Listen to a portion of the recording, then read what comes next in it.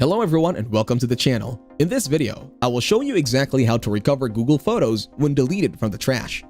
To recover our photos, first open the Google Photos app. Then tap on Library from your bottom right corner. Here, you will find the option of Bin. Tap on it. As you can see, our bin is empty, so I will go back and delete some pictures. Once they are deleted, let's move on to the trash bin and delete them from here too. Now the thing is, we can't directly restore the pictures if we have deleted them from the trash bin, so we need to take support from Google. Tap on your profile from the top right, then go to Help and Feedback. Now tap on Ask the Help Community.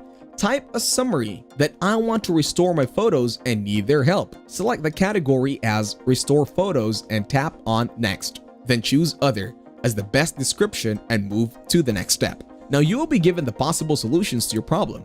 Tap on Restore Recently Deleted Photos and Videos. Here are some additional steps that you can follow to get them. If you enjoyed this video, like it and share your comments or questions below.